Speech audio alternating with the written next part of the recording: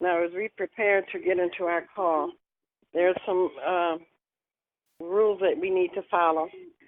Everyone will be put on mute except the presenter today.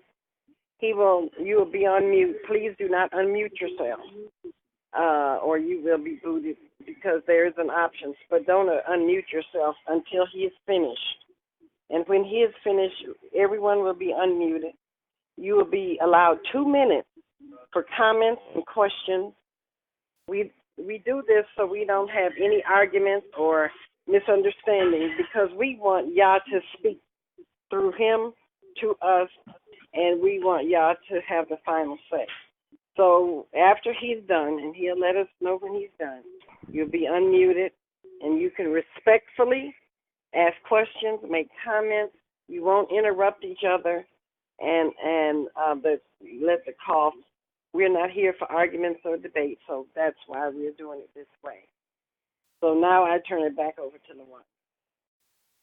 Okay. Also, if you can have your pencil and paper, any questions that you might have, you might want to write them down so that you don't forget them, and the scriptures, so that you can go back and relook at the information and restudy it, to make sure that you're firm in your understanding on what the scriptures are saying.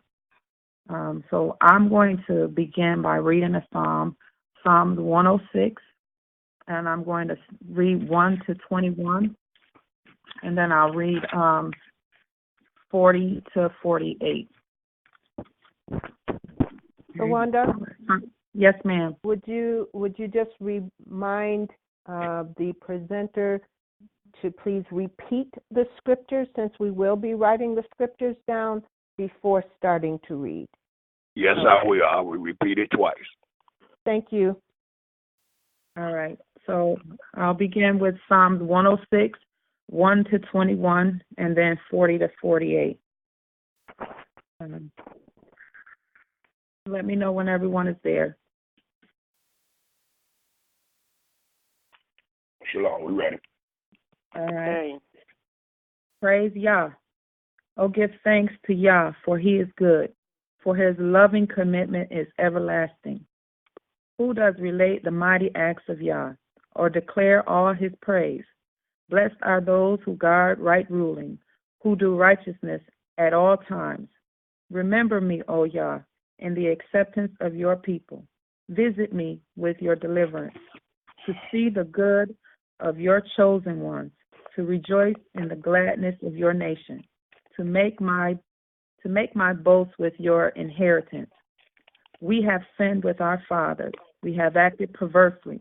We have done wrong. Our fathers in Mizraim did not understand your wonders. They did not remember your many loving commitments, but rebelled by the sea of reeds. But he saved them for his name's sake, to make known his might. And he rebuked the sea of reeds, and it dried up.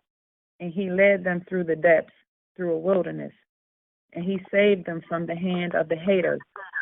He redeemed them from the hand of the enemy. Waters covered their adversaries. Not one of them was left. Then they believed his word and sang his praise. They soon forgot his works.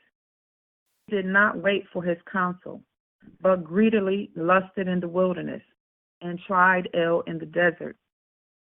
And he gave them their request and sent leanness within their being. And they were jealous of Moshe in the camp, and Aaron, the set-apart one of Yah.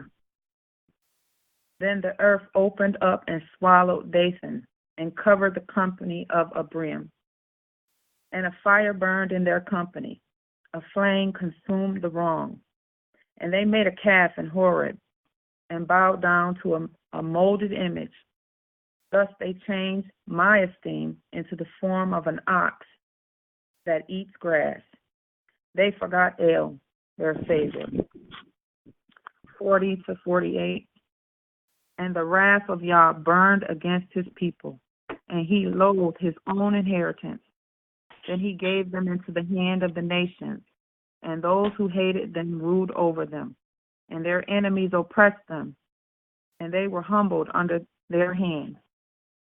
Many times he delivered them, but they rebelled in their plans. So they were brought low for their crookedness. But he would look on their distress when he heard their cry, and remember his covenant for their sake, and relent according to the greatness of his loving commitment. And he would let them find compassion before all those hands holding them captive. Save us, O Yisrael, and gather us from among the nations, to give thanks to your set-apart name, to exult in your praise. Blessed be Yah, Elohim of Israel, from everlasting to everlasting. And all the people shall say, Amen. Praise Yah. Hallelujah. Hallelujah.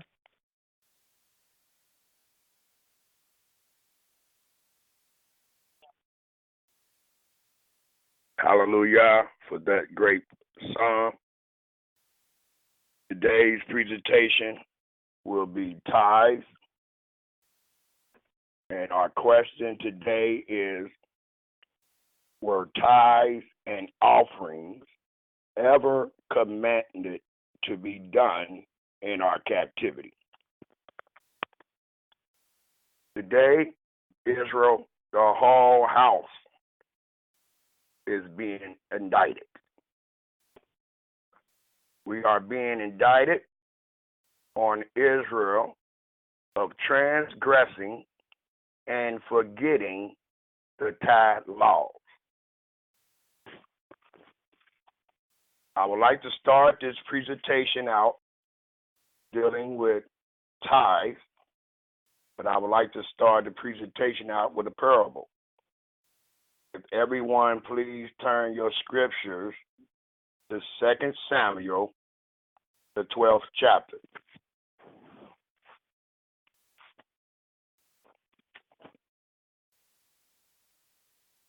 2 Samuel, the 12th chapter, starting at the first verse. There's a parable spoken by the prophet Nathan. And this is a parable that is speaking against King David. And it's a parable that will show righteousness. And it will also show evil. As we start reading in the first verse, it reads, And Yah sent Nathan unto David, and he came unto him and said unto him, There were two men in one city,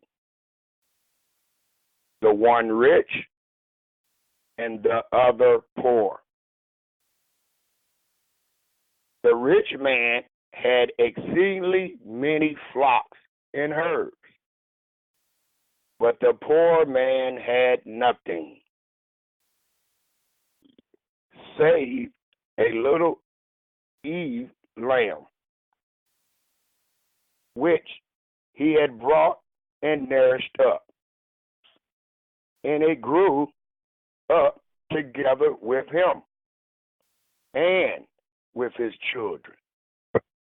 It did eat of its own meat and drank of its own cup, and laid in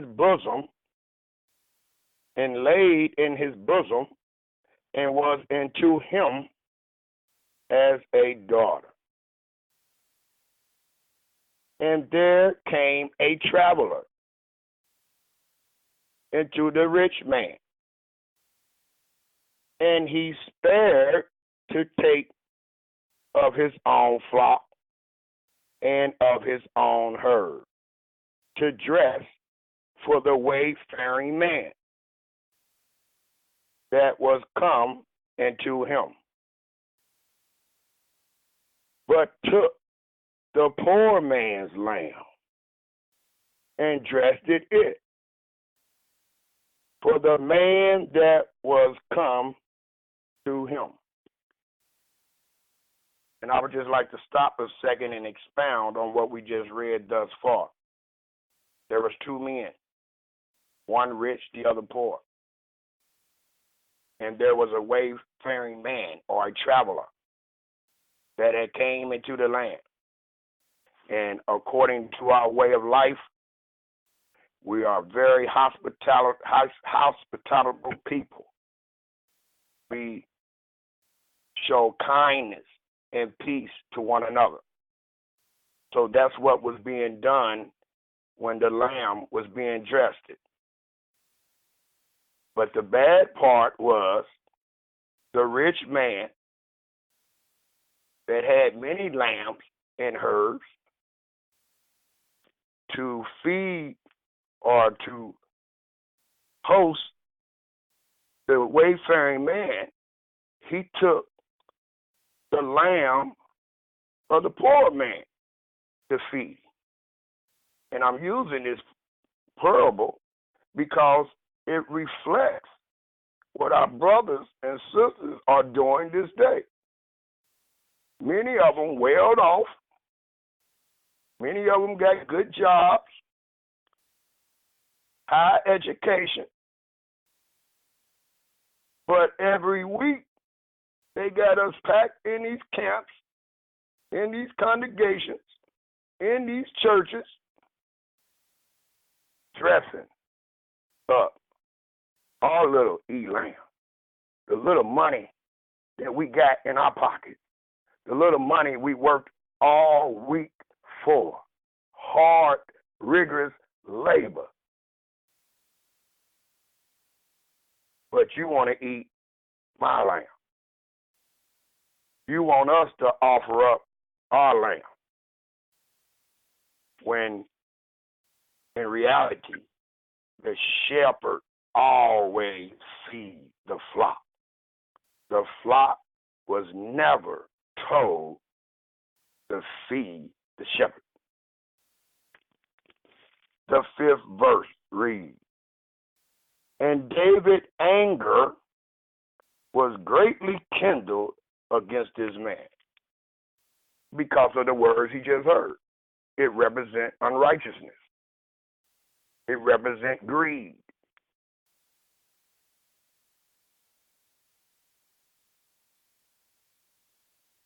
And David's anger was kindled, greatly kindled against the man. And he said to Nathan, as Yah live, the man that have done this thing shall surely die. Righteous judgment coming out of righteous lips. But he didn't know that he was that person. For it reads in the 6th verse, and he shall restore the lamb fourfold, because he did this thing, and because he had no pity. No pity. The shepherd supposed to know the condition of his flock. And I will witness this day that most Marays, most Kohens, most elders know the condition of their flock. They know where we work. They know what time we're getting off. They know the conditions of our household and how hard things is for us. But they still will not show us any pity, because every week they want a tenth of all that we have made.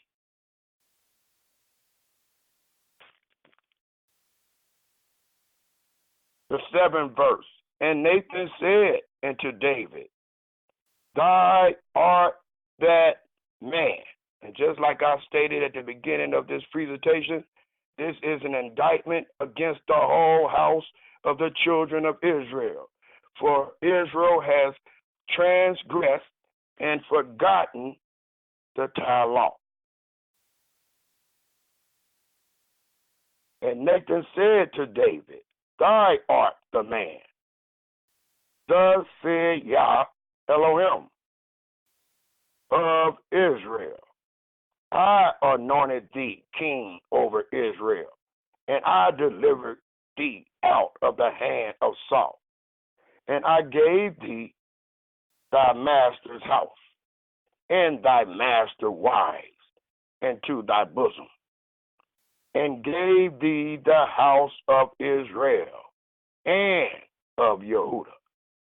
And if that had been too little, if that wouldn't have been enough, I would moreover have given into thee such and such things.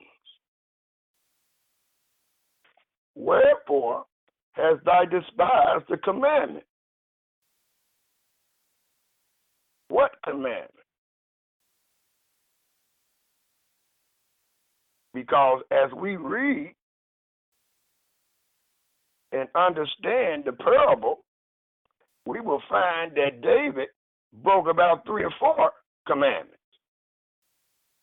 But here the word commandment is wrote singular, or at least it looks singular. Its meaning is plural, because as I stated, there are at least 4 sins that David committed in this act. And those sins are killing, stealing, adultery, and coveting anything that belongs into thy neighbor. That is 4 laws of the 10 commandments. And the Almighty stated again in the 9th verse, Wherefore hast thou despised the commandment of Yah to do evil? No, that was an evil work. To do evil in the sight, in his sight. Thou hast killed Uriah the Hittite with the sword, and hast taken his wife to be thy wife, and hast slain him with the sword of the children of Ammon. Now therefore the sword shall never depart from thy house, because thou hast despised me. And doing that evil work, the Almighty considered it as abhorring, despising, and has taken the wife of Uriah the Hittite to be thy wife. Thus said Yah, Behold, I will raise up evil against thee out of thy own house, and I will take thy wives before thy eyes, and will give them into thy neighbor, and he shall lie with thy wives in the sight of this son. For thou did it secretly. And many of our brothers are doing it secretly today. They are robbing us in these congregations secretly. They use the word of Yah. They don't put a lot of effort in it because they're scaring us to death with the word of Yah. The first thing they tell us, we are robbing Yah, according to Malachi 3 and 6. We are robbing Yah. We just got in the class. We don't even know who Yah is. We don't even know who we are. But we automatically come in those classes and congregations, and we are accused of robbing Yah without any understanding of the matter of tithe. So they do it real secretly and real covertly. But the Almighty call it evil. And the Almighty said, since they did it in secret, he will reveal them in the light of the sun, in the light of all of Israel. And today we will reveal that light into all that is on this conference call this day, that they have lied unto us and they have robbed us. And that is two things that Yahweh hates. And it must make us look at these men and women with another eye. Because how could Yah be with them in the same breath when they are robbing us and afflicting us and putting false burdens on us in our captivity? The 14th verse reads, howbeit, because by this deed thou hast given great occasion to the enemy of Yah to blaspheme. And I need us to take note of this because this is a great example, a great testimony to show what it means when the children of Israel profane and blaspheme the name of Yah. In Ezekiel, the 36th chapter, it tells us that Israel had blasphemed and profaned Yahweh's name wherever they went. And many people don't understand what that means. They think that means, well, we're in captivity, we ain't doing the laws right.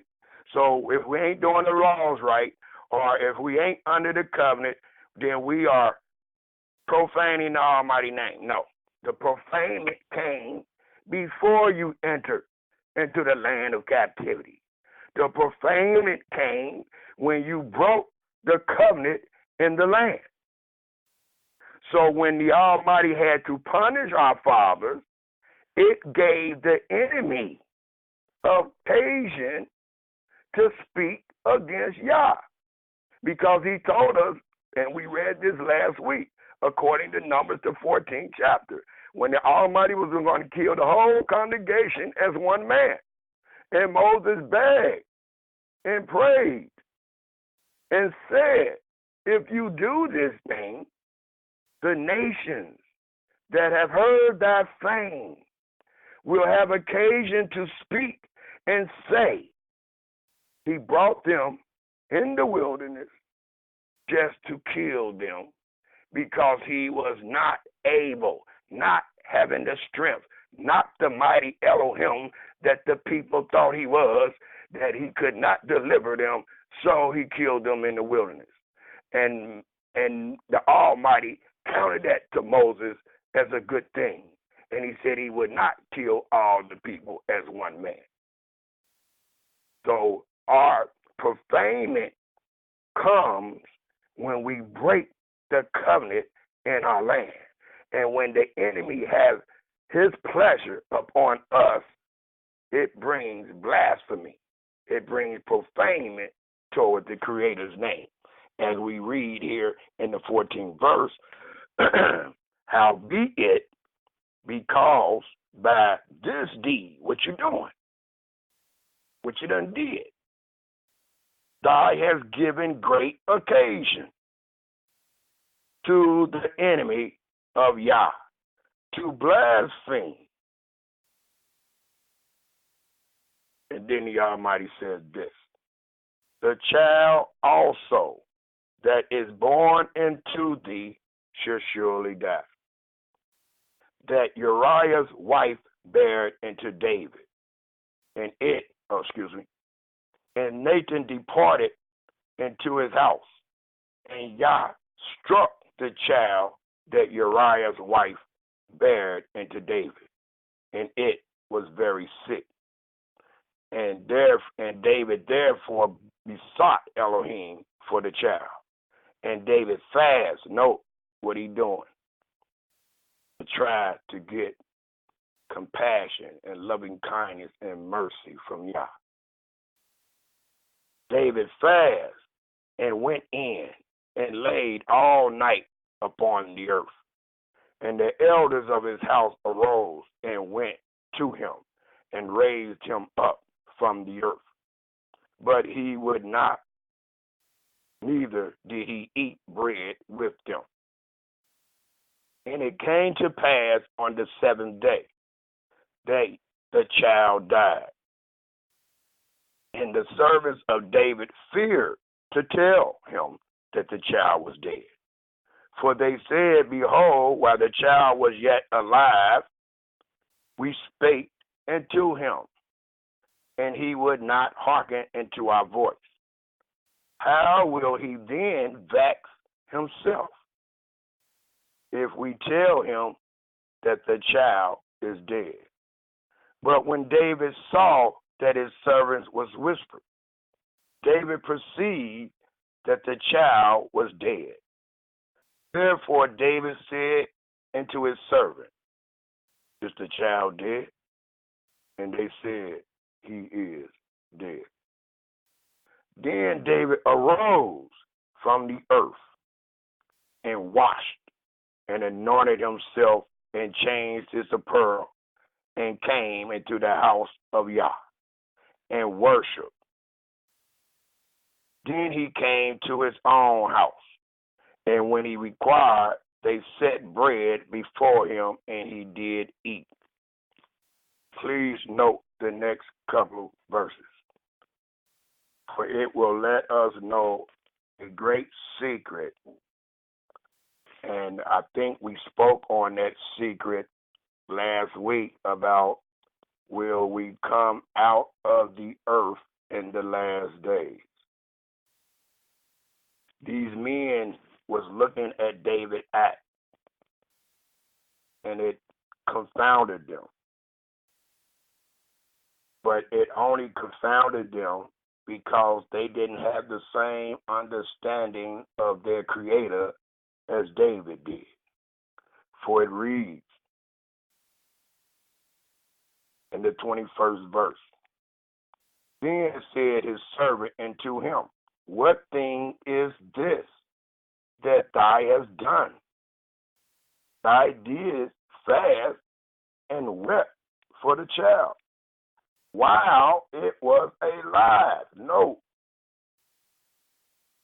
But when the child was dead, thou did raise and eat bread.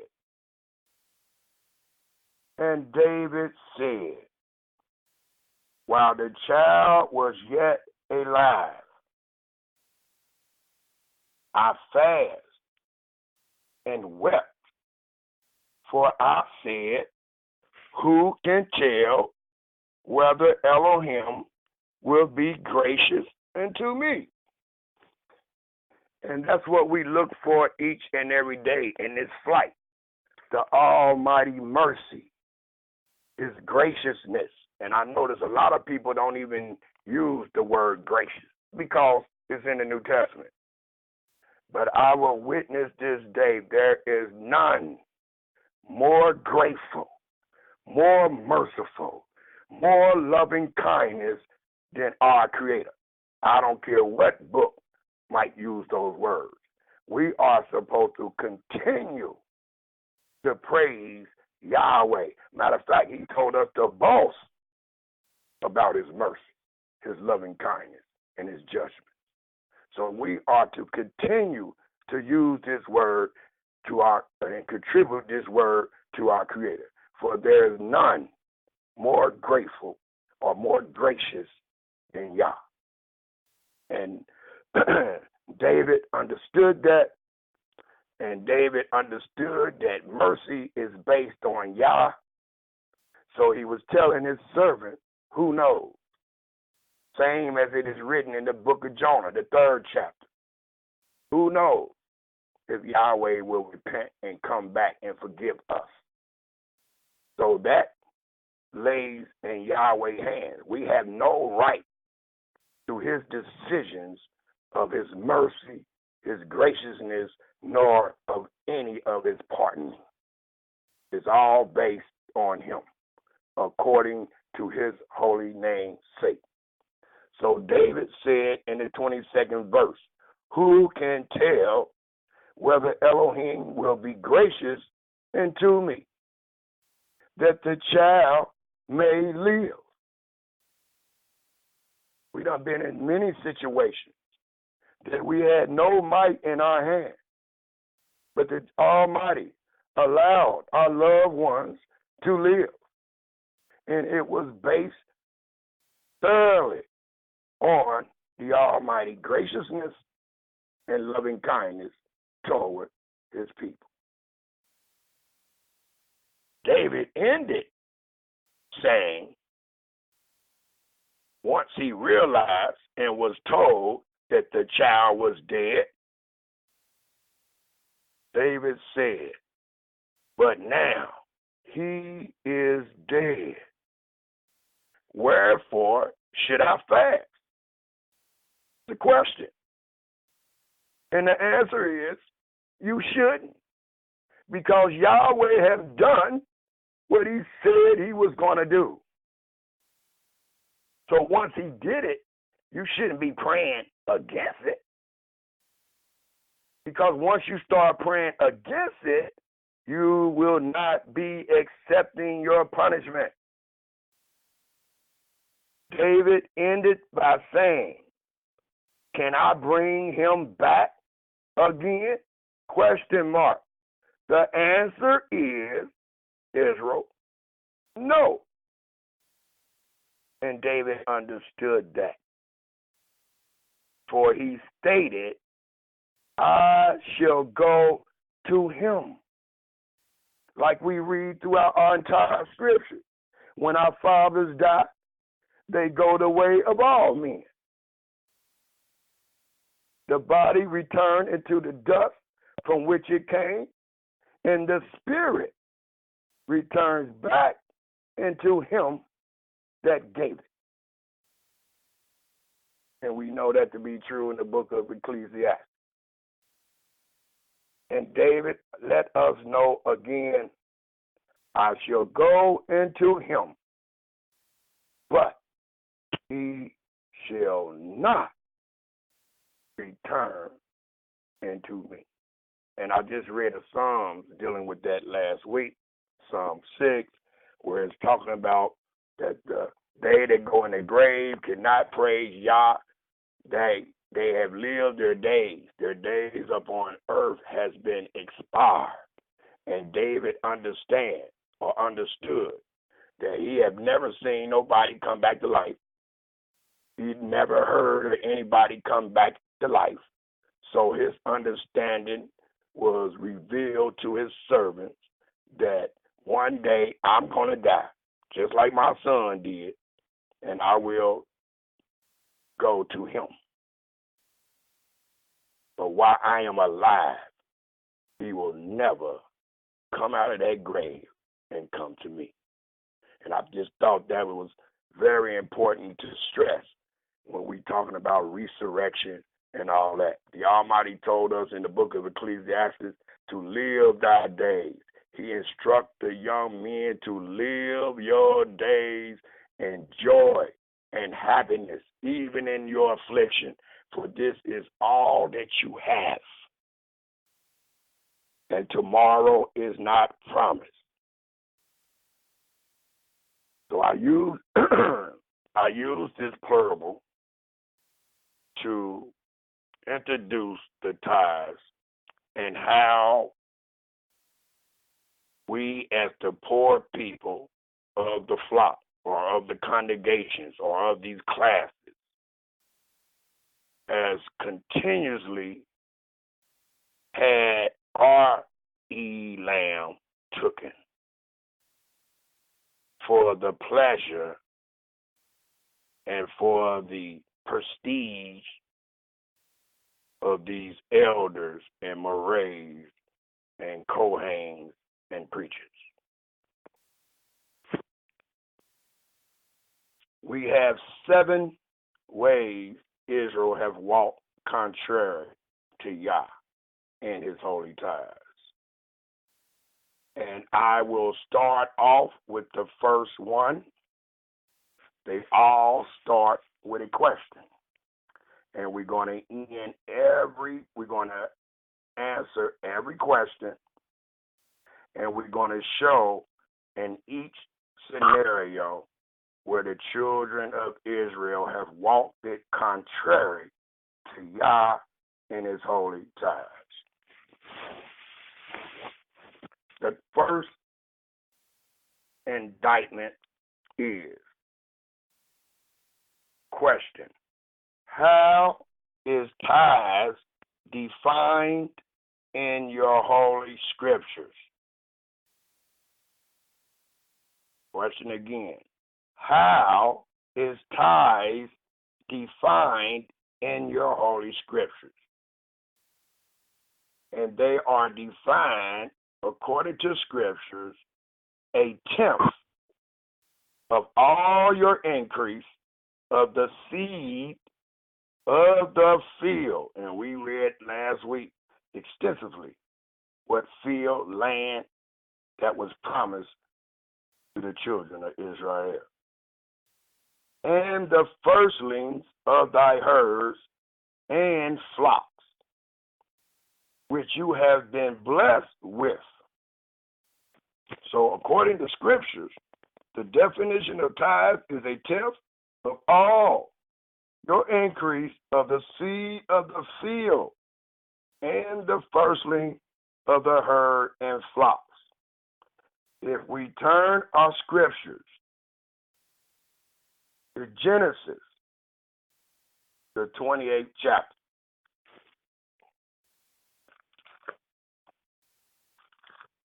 we are turning our scriptures to Genesis, the 28th chapter.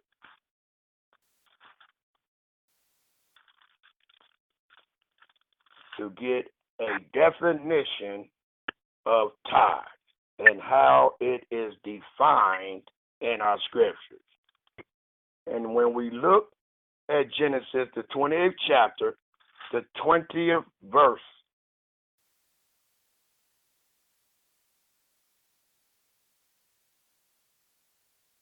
it reads, and Jacob vowed a vow, saying, if Elohim will be with me. And notice the condition. As the elder sister Hedora said earlier and last week, there are conditions to the words of our Creator. And Jacob is vowing to our Creator. And even Jacob has made a condition in his request. For it reads, and Jacob vowed a vow, saying, if Elohim will be with me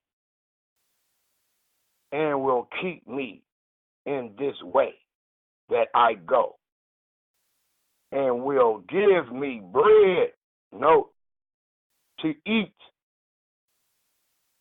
and remnant to put on, so that I come again to my father's house in peace.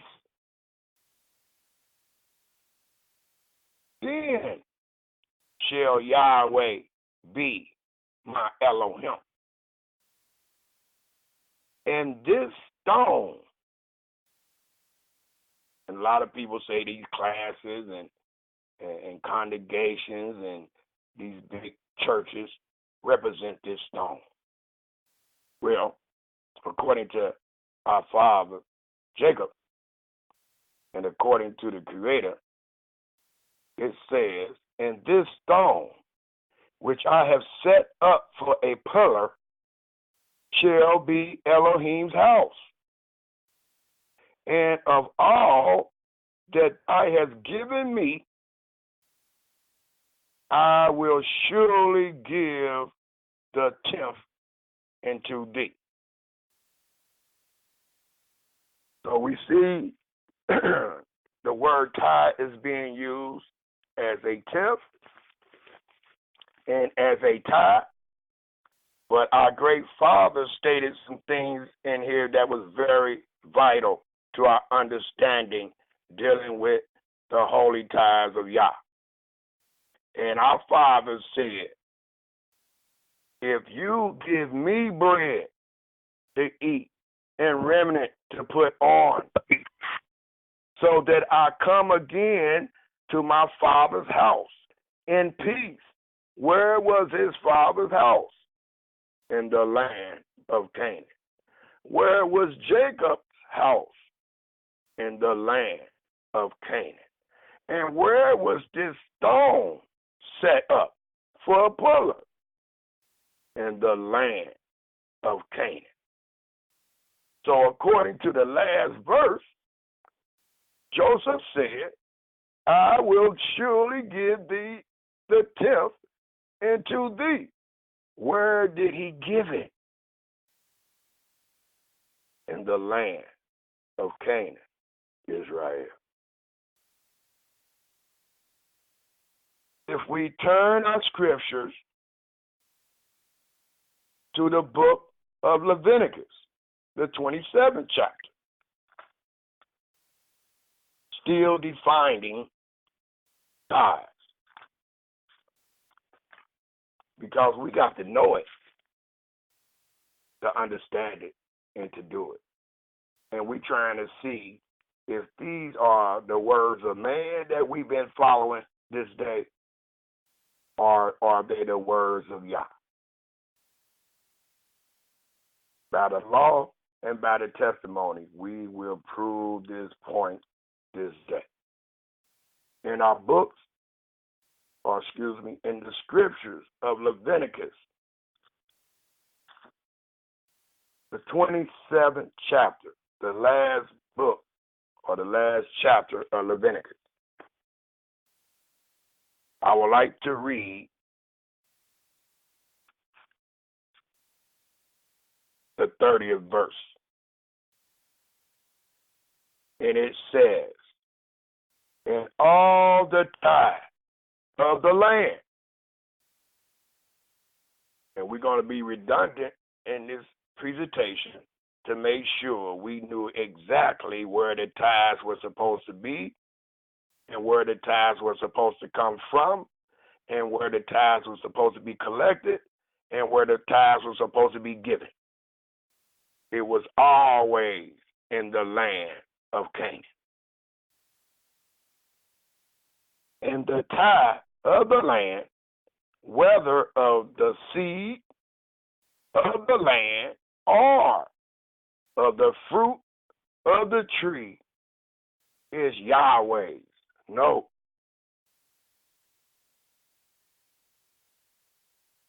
So when our teachers was teaching us that we was robbing Yah, they was wrong on that part, but they was not wrong about the tithes being Yah's. They are Yah tithes, and Yahweh said that these tithes are holy. And we know that the fowl does not supposed to put his hands on anything that is holy. But we have testimonies that people have died for just touching something that was holy. Also, if we turn our scriptures to the book of Deuteronomy, the 14th verse, or the 14th chapter,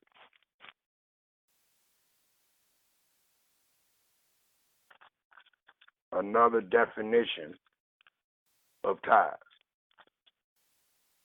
So we need to know the definition of tithes.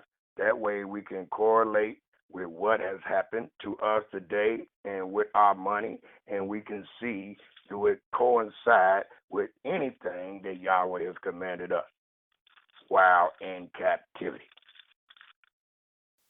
But we know, and we just heard, that the tithe is holy.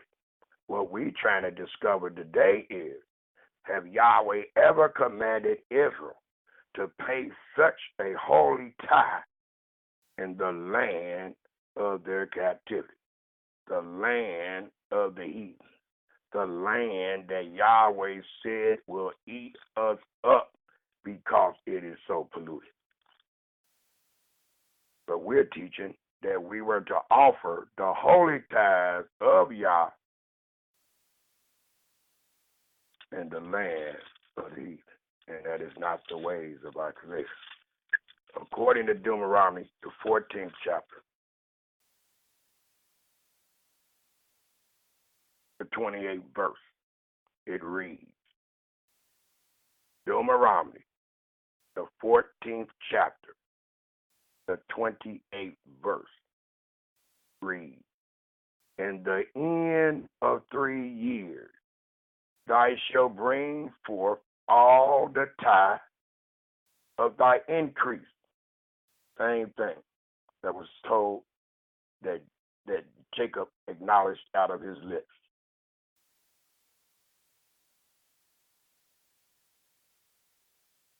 The same year, and shall lay it up within thy gate. And the Levite, because he have no part, no inheritance with thee, and please take note of this, and the stranger, and the fatherless, and the widow, which are within thy gate, shall come, and, note they had to come, and shall eat, and be satisfied. So the Almighty let us know, where if you were under the covenant Israel, and if you were doing all that I commanded thee according to the tithes, that the recipient of those tithes would have been the Levite. It would have been the stranger that sojourned among you. Today we are the stranger. It would have been for the fatherless, and it would have been for the widow, that they would have came within thy gates, the gates that was given to us according to our inheritance. And they shall come and eat. But he didn't just say eat. He said they will eat and be satisfied. And how many of us can witness that we are satisfied once we go in our pockets and give these men our hard-earned money? Many times they go out and eat after the classes, after the congregations, and the people want to follow them. But many of them can't go because they just gave the man their money. So they ain't got no money to buy they wife and children no meals. They got to go home and work it out. Hope that they can find something to eat and make up for the children when you just gave this man your money. And he's sitting in a nice restaurant with those that might have still had a little more money than you. So they all get to eat together. But you not satisfied. You don't even get to eat with them, even though they spending your money. How ridiculous is that?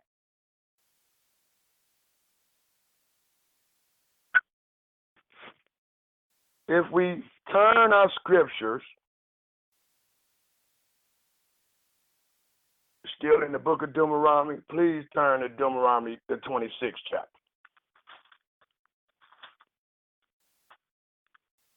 Defining what the Almighty said our tithes would be, and where they will be given, and where they will be collected, and who they were for. The scriptures tell us not to add nor take away. And if you do, Yahweh said he will reprove thee.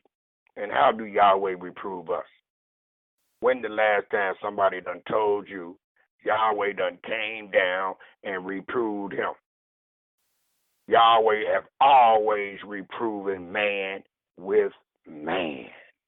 And the Almighty told us, according to Proverbs 30:5-6, add not into my words, lest I reprove thee, and thy be found a liar. We ain't trying to lie on nobody, and we ain't trying to be found no liars. So we're going to bring forth all the law and all the testimony dealing with this matter to show without a shadow of a doubt that we, the children of Israel, have been robbed. Strong arm robbery with the mouth. And the scriptures even say they might even like it so. But today we're going to witness it, and we're going to give each and every one of you the right to pay tithes if that's what your understanding leaves you with after this presentation. But if you taking down these verses and these chapters, and if you hearkening to the words of Yah, by the end of this presentation, you should feel like you have been robbed, and that the men that you trusted in have lied in your face. And I don't know why we wind up giving these men excuses. The Almighty said, I am the Elohim of judgment, and I want you to judge, and I don't want you to judge perversely. So a liar is a liar, no matter if he's your friend or your enemy. The Almighty said, call him out. And that's what we're doing this day. That's why I called it an indictment. Deuteronomy, the 26th chapter, the 12th verse, reads, when thou hast made an end of time, all the tithes of thy increase, the third year. And note the word increase, not tithe what you made, not tithe the little money that you got working minimum wage or making minimum wage. No, that ain't what that's not an increase. You trying to get a raise every day on your job. You trying to make more money, get health care and dental care and all that for your family from these little petty jobs that they give us. So we don't never receive an increase. But our teachers, our raise, say that's an increase, and I need 10% of it. But that's not what y'all said. He said the increase. And he also said the increase of the land. Not the increase of your job, which we don't have any.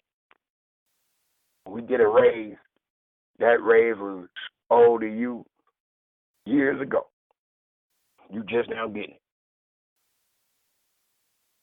For it says again, when thou hast made an end of time, all the tithes of thy increase, the third year, which is the year of time, and has given it into the Levite,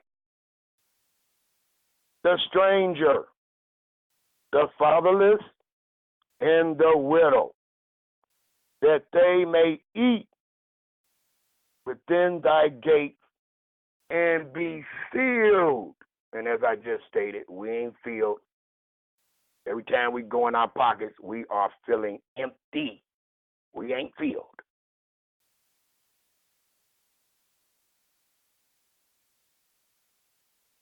The next indictment that I will make against the whole house of the children of Israel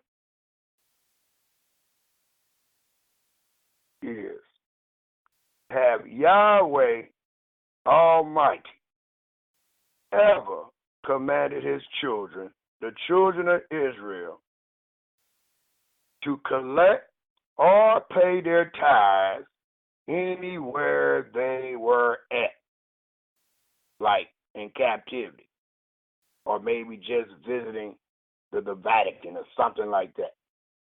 Can you take your tithes there? Can you collect them there? Can you even pay them there? And the answer is absolutely not. There's only one geographical location or nation that the Creator commanded his people to bring their tithes. And that is the land of Canaan, or the nation of Israel. If we turn our scriptures to Deuteronomy, the 12th chapter, it lets us know the exact location, the exact geographical location where all the children of Israel were commanded to bring their tithes.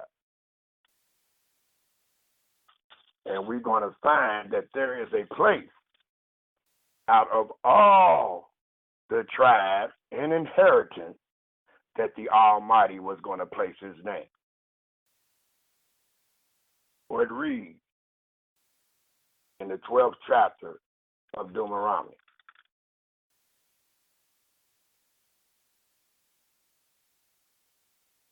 and I will start at the 8th verse. And it says, ye shall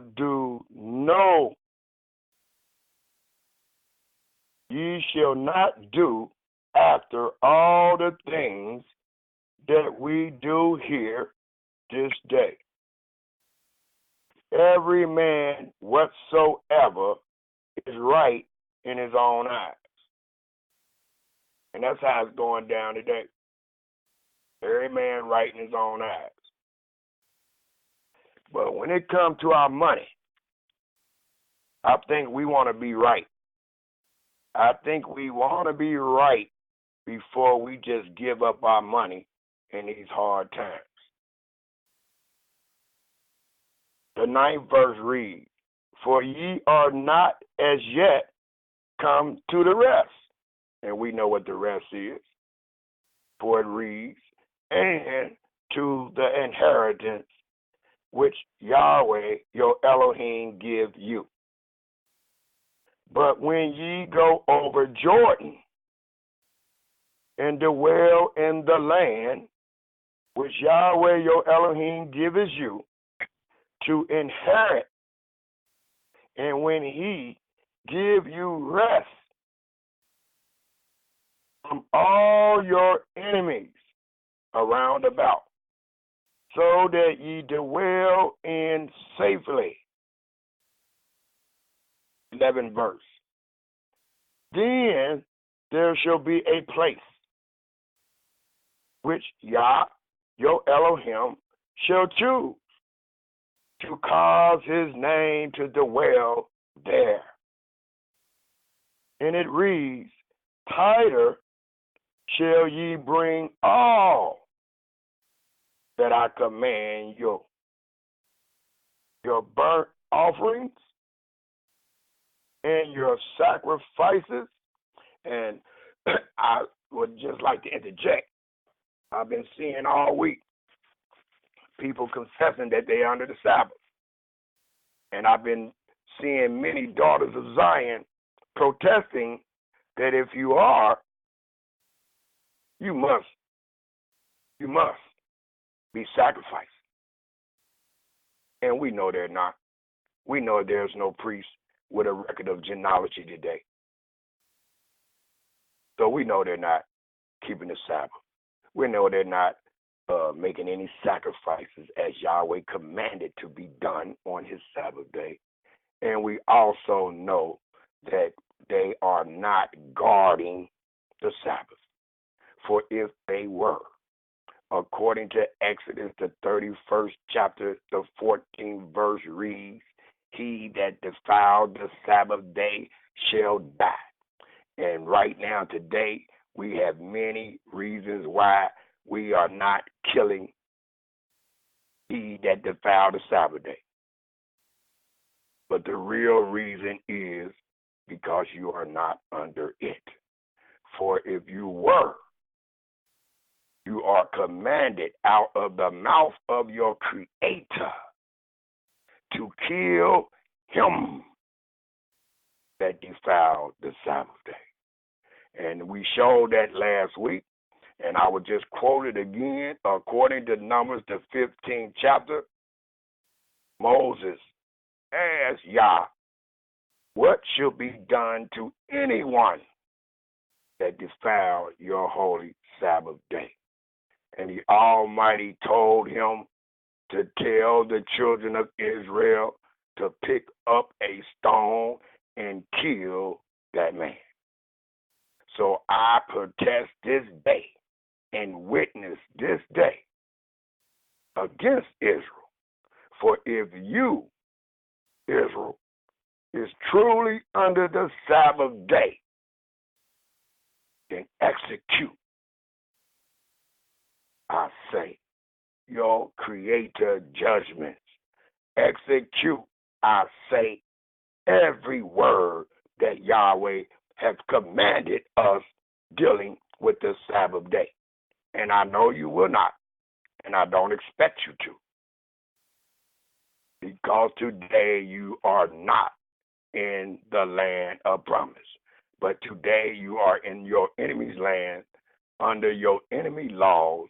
And if you try to execute your Creator laws in his land, you have a great chance of being killed yourself or you're going to the penitentiary. And that is not the ways of Yah. He did not want us to be destroyed. He wanted us to accept his punishment and survive until he remembered the covenant again. So I just wanted to interject that in this verse because it's talking about what Israel would do and what Israel would bring. And they were supposed to bring all that I commanded you according to the 11th verse, your burnt offerings and your sacrifices, your tithes and the heave offering of your hand, and all your choice vows, which ye vow unto Yah. The 12th verse says, and ye shall rejoice before your Elohim, Yah, ye and your sons and your daughters and your manservants and your maidservants and the Levite that is within your gates. So they was among us. Before they was moved to the central location, which was Jerusalem, the early Levites was among us in our gates. And we were to protect him and take care of him according to our tithes every 3 years. For we tithe every year. But the third year was the year of time that was given to the Levite, the fatherless, the widow, and the stranger that was among us. And as they read in the last sentence, it says, for as much as he had no part nor inheritance with you. And if we're going to acknowledge these tithes, we're going to acknowledge them with understanding. And the Almighty has stated something of great importance that will help us understand if we are to collect or pay tithes today. And that statement is when the Almighty said he has no part, talking about the Levites, nor inheritance with you. And what makes this statement so great is once we understand what was just read and said, we will realize not only does the Levite not have an inheritance today, but we, the children of Israel, the other 11 tribes do not have their inheritance today. And we were to take care of the Levite, the fatherless, and the widow, and the stranger that sojourn among us with the inheritance that Yahweh gave us, the increase thereof. So how are we teaching that the priest is a recipient of the inheritance that we don't even possess? It don't say nothing about a job. It says nothing about a career. It's speaking of the blessing that Yahweh has laid upon that great land that he has given us. And all he asks out of that great blessing is obedience and a tenth of your increase. That's it. But he lets us know that he is a holy Elohim, and the land is holy, and that he looked and watched over this land year by year, and he commanded Israel a tenth of that, nothing else. So we see exactly where all the tithes were commanded to be brought, and that there was only one geographical location, and that you were not allowed to take that which was your increase in your land to another land and present it. Nor were we commanded to go in another land and collect the holy tithes of Yah, because it wouldn't make sense, because you wouldn't be in the land. He already acknowledges that he had put you in another man's land. And he already acknowledged where the tithes were supposed to come from. So that wouldn't make sense to tell you to pay tithes in the land of your enemy when I told you that the tithes only came from your land. So that has been added. Men have lied to us using the name of Yah. As we read in 2 Samuel, men love to say Yahweh liveth. But the Almighty already told us they say that, but their heart is not in it. Their heart is not with me. So just because people say this is the house of Yah, or just because they teach us Yahweh live, do not mean their heart is with Yah. And they are showing us that their hearts are not with Yah when they can rob the children of Israel, when they can take from the fatherless and the widow. And we must understand our Creator, and we must fear our Creator, for he has stated that if he hear the fatherless and the widow crying, he will kill that land. And we have been crying, and our brothers that is collecting these tithes have no fear of our Creator. How could you?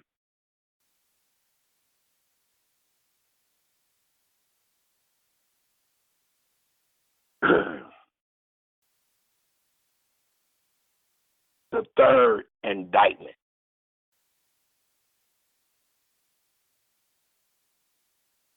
was the tithes, a common collection to help one in his or her endeavors.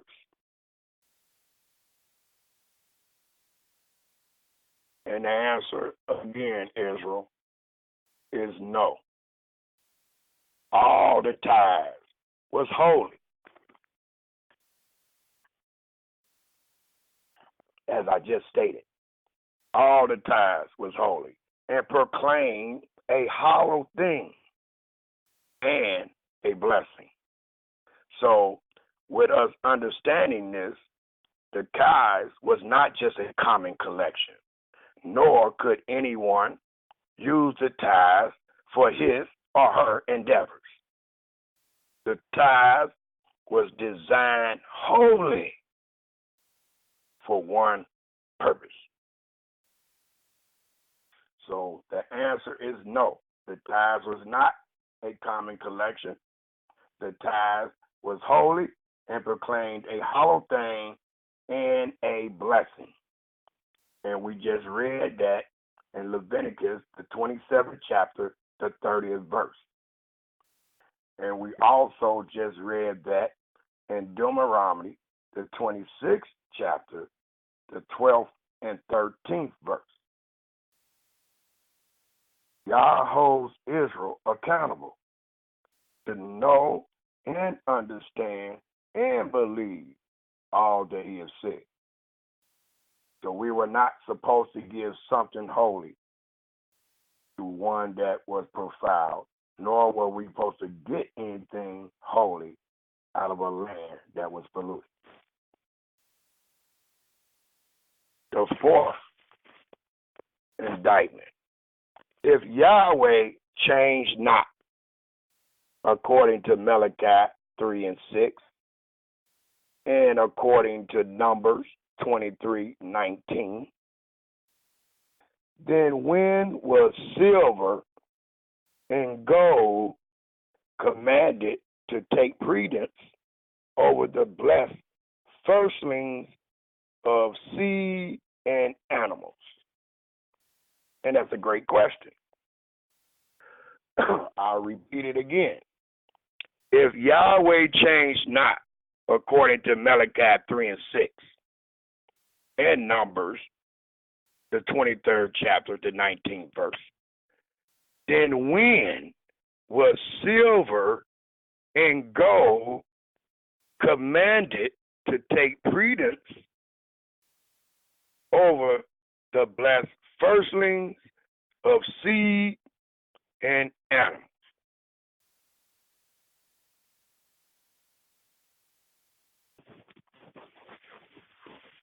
Well, we know, according to studying our scriptures, our Creator changed not, and he required that which has passed. And when we read in the book of Deuteronomy, the 14th chapter, but before we go to Deuteronomy, the 14th chapter, I would like to read Malachi, the 3rd chapter, the 6th verse. Malachi, the 3rd chapter, the 6th verse. Because the question and the indictment against the whole house of Israel is, if Yahweh changed not. And we want to show where he said he does not change. And if he does not change, how did money wind up taking precedence over the firstling of the animals and the firstling of the field? And we're going to find out that it was never done according to the word of Yah. When money became the importance, that was right out of man's heart. That was right out of man being right in his own eyes, to where he can rob his brothers and sisters. For it reads in Malachi, the 3rd chapter, the 6th verse.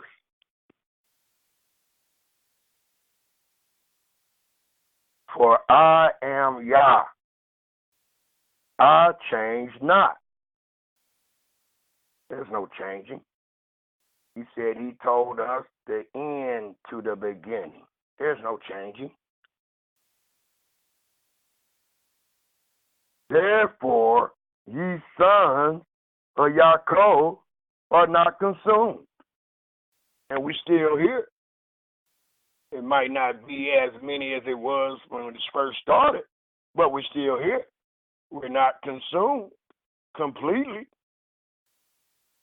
Even from the days of your fathers, the 7th verse, ye are gone away from my ordinances and have not kept them.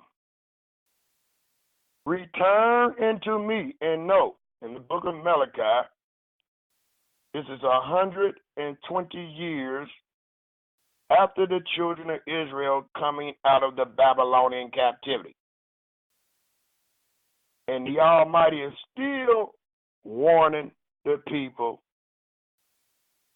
to be obedient and to hearken to all that he has said. And he is accusing the children of Israel for going away from his ordinances. But he tells us to return into me, and I will return into you, said Yah of hosts. But ye said, wherein shall we return? And will a man rob Elohim? Question. Yet ye have robbed me. So the Almighty saying, we have robbed him. But he was talking to our fathers in the land of their inheritance that was receiving increase. And the Almighty said those people was not following the ordinances, and they were robbing him. And we asked, wherein have we robbed thee? And the Almighty answered our Father and said, in tithes and offerings.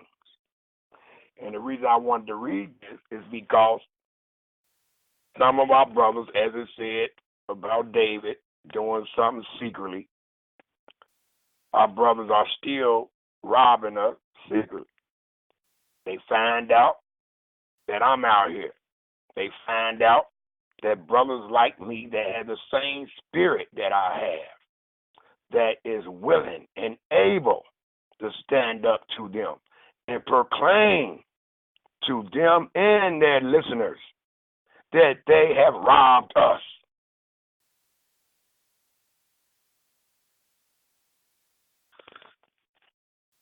So,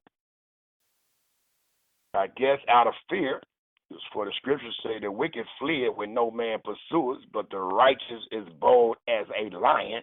So I guess through the fear, they flee. And they flee with another slick, secret teaching. And they say, well, I ain't all the way for sure about the tithes. We're still studying it. Some people say they still studying. They're collecting it, but they hurry up and readily confess they still studying it. And we got others that actually can see it. And they come with another angle. And their angle is what the Almighty stated in the last sentence of the 8th verse, in tithes and offerings. So they'll say, okay, you're right. We ain't accepting tithes, but we are going to accept them offerings. And the Almighty let us know that tithes and offerings go hand in hand. Tithes and offerings, according to Deuteronomy 12, were supposed to be brought at one place. Tithes and offerings came from the increase of the inheritance that we received. So they can't even get that off on us either. If they are collecting offerings from us, they are robbing us. And it's called strong arm robbery. No, they ain't got a gun. No, they're not making you, twisting your arm. But their sermons, the sermons that they give us, are scaring the heck out of us and is making us think that we are in error.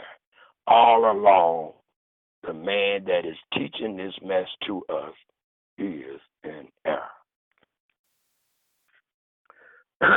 For again it says, the 9th verse, ye are cursed with a curse, for ye have robbed me, even this whole nation. And that's why I'm making this indictment against the whole house of the children of Israel. The 10th verse, bring ye all the tithes into the storehouse, that there may be meat in my house, and prove me. The word prove means test. Test me.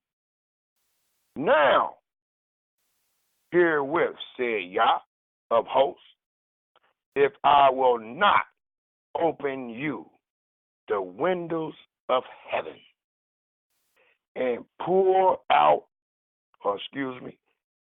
you out a blessing, that there shall not be room enough to receive it.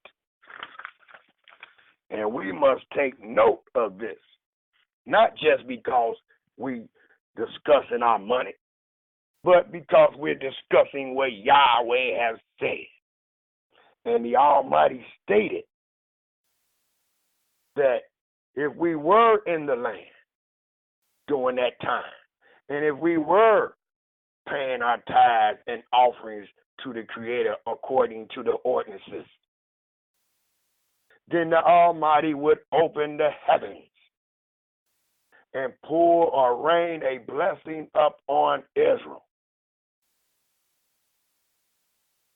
This is taught every week in these churches, in these hellholes. And we have not been a recipient of the heavens opening yet.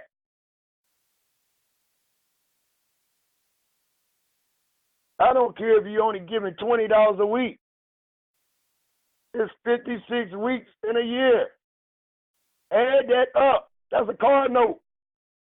That is something that can help you in your flight, in your trials and tribulations. But instead, you're giving it to who the Almighty said is a greedy dog, ones that can never have enough, according to Isaiah 58. They're greedy.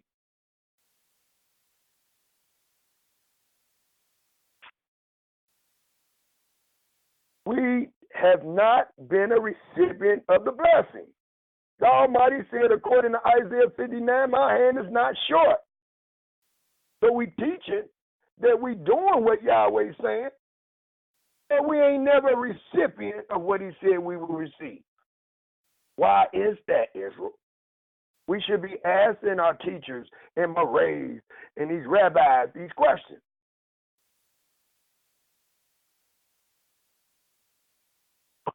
But the Almighty says sometimes we love it so.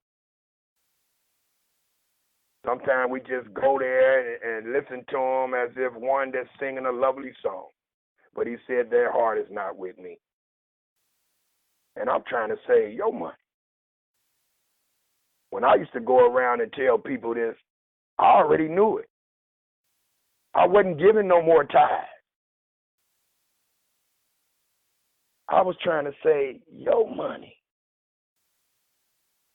I was trying to let you know that it was a fox outside. That's a brother keeper. I'm not doing this for myself. I don't pay tithes. But I am warning all of you that does, you are being robbed. And Yahweh is not the one robbing you. These men are using the Creator name to rob us. And then they die with your money. And if they don't die with your money, they leave whatever they had left and y'all fight over that money. There are so many scenarios that I don't have time to speak on, but you are your own witness. You know what has happened in these classes. You know when you try to borrow and you don't supposed to be borrowing. But you know how you went to them trying to borrow some money for whatever trial and tribulation you was going under. And you was wrong for that because it don't say nothing about that dealing with the tithe. But under their teaching, they have it set up where you can borrow from the tithe. And that's wicked also. It's more like a long shot. Because when you borrow from the tithe, you must bring back a fifth of that. So if you borrowed 100, you got to come back with 120. That's a long shot. That is what we call hustling in the streets, my brothers and sisters. And our brothers are hustling us in the name of Yah.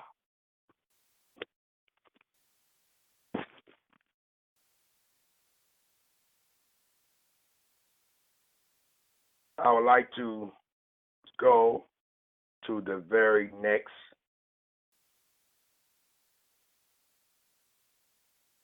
indictment, which is the fifth indictment, and it reads, according to Yahweh's divine plan of time,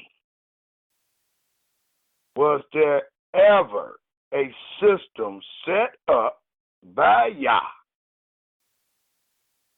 that instructed Israel to borrow from the holy things such as the tithe?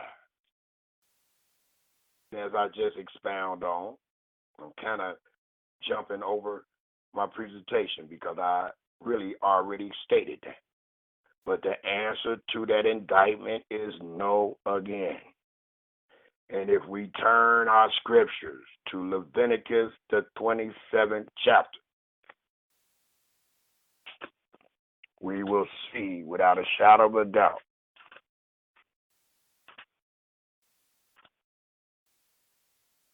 that the Almighty has never set up a system to borrow from the holy tithes of Yah.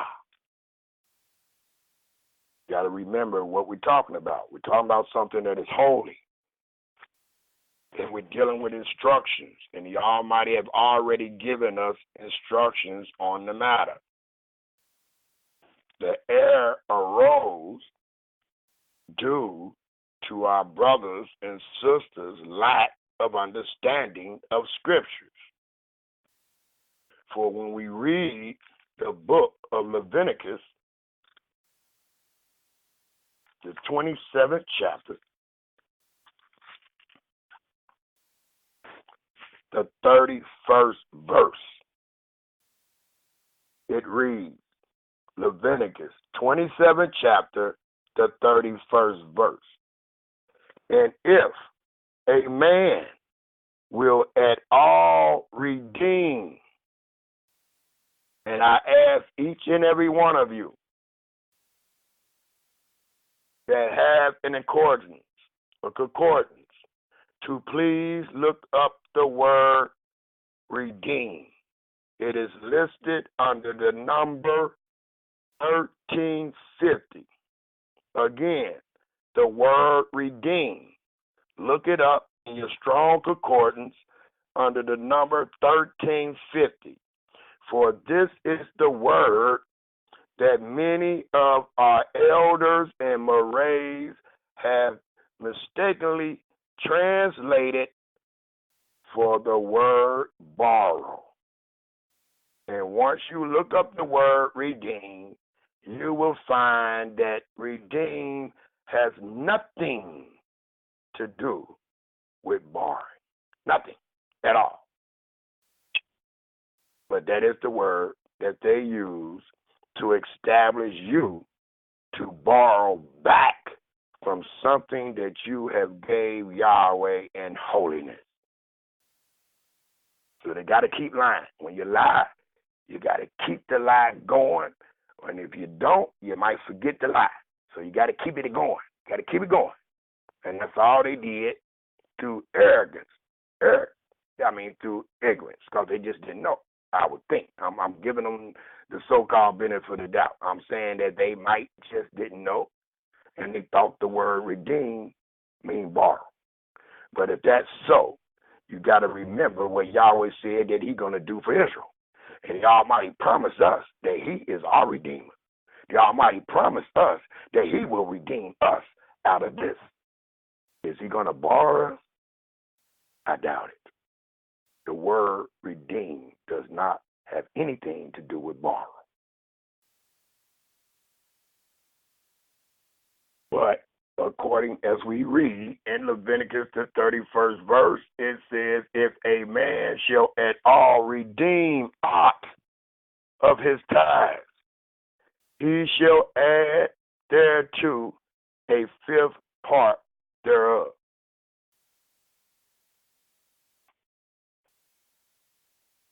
So the fifth part was added to one that redeemed it something back. Redeem means to buy.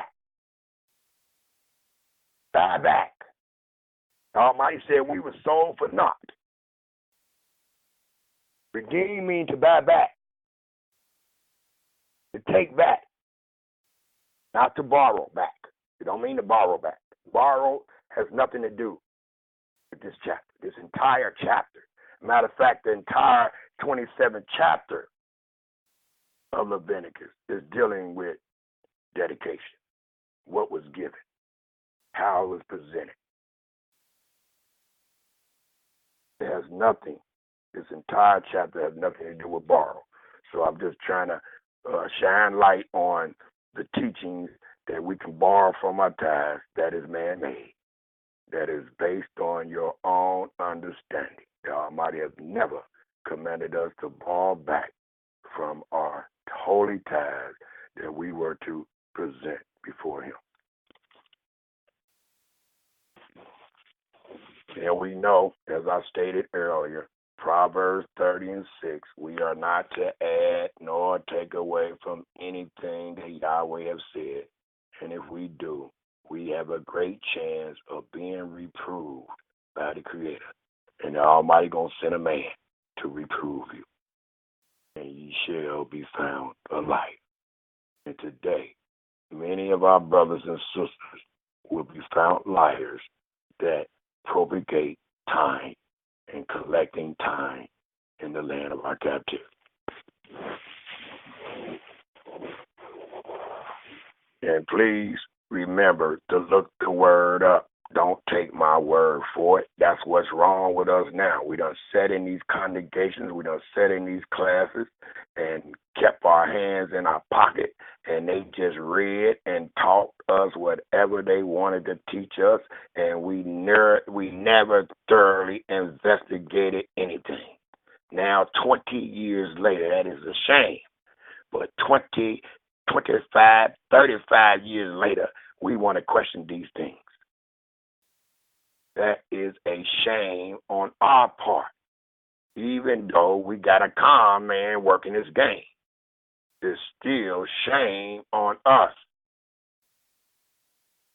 For any other thief, anybody else kick in your door and rob you, you'll call the police. You're going to grab your gun or whatever and try to stop him. But your brother coming in the name of Yah, you showing him mercy. You saying, well, the gas and electric need to be paid. The lights need to be on. We need some water in here. That is not what Yahweh said. Y'all ain't got nothing to do with what you trying to do in captivity. He already told you I destroyed all the things of worship. So if you get you a little tent and you want to start worshiping there, you can't use my holy things to do that. Because you on punishment. You don't even supposed to be doing it. So you think the Almighty is with us, with our people that's collecting our hard-earned money, that's putting these false burdens upon us? You really think Yahweh is with this? No, he is not. And that's why it's being revealed this day with his words. But I need you to stop me. Get off of mute when you see me adding anything to all the things that Yahweh have said. For they said, according to the wise man, rebuke a wise man, and he will love thee. Rebuke a fool, and he will hate thee.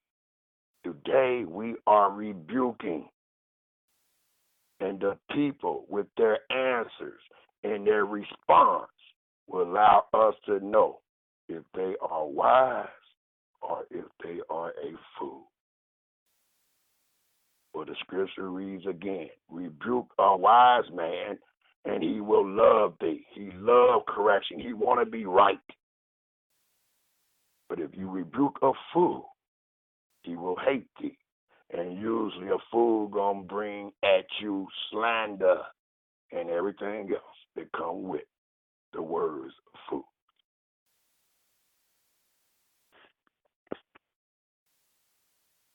The sixth indictment. Who was supposed to be the recipients of the holy tithe? And we done read it. Because the Almighty Word is consistent. It's perfect. When something is perfect, you can't add nothing to it. And when you do, you will take the perfectness away. And then we will be in error as we are this day. Who was supposed to be the recipients of the holy tithes? And I done had people even tell me, confessing, trying their best to establish why they paying tithes, told me that they don't even have widows and fatherless in their classes and congregations. I have never seen a class, a congregation that had now widows nor fatherless. With all the men of our nation that's dying in these streets every day, with all the men that's going in penitentiary and all that, you going to tell me ain't no fatherless in these classes? There's no widows in these classes that have lost their husbands through violence in the street. We should be packed with fatherless and widows. I'm not concerned about the stranger because we are the stranger this day. But our classes and congregations, as they call them, should be filled with the fatherless and the widows because of what has happened to us, because of the judgment that is laid upon us. So they are. I don't believe them. I believe, according to what I've been seeing around this country, that each and every one of these classes have widows and fatherless in them. And those widows and those fatherless were the recipient of the tithes if we were in our land under the covenant of the tithe law. Today we know we're not, and today we are still collecting tithes. And today, the tithe that we are collecting does not even reach the fatherless and the widow. And you say, well, how do you know that, Samuel? Brother, how do you know that these tithes are not reaching them, or these tithes are not being offered as Yah commanded Israel to present them in their holy land?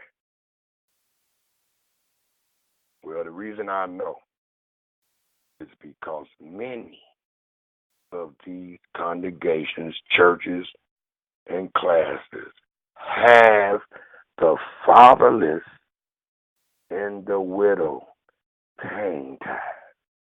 How can you pay tithes and be a recipient thereof?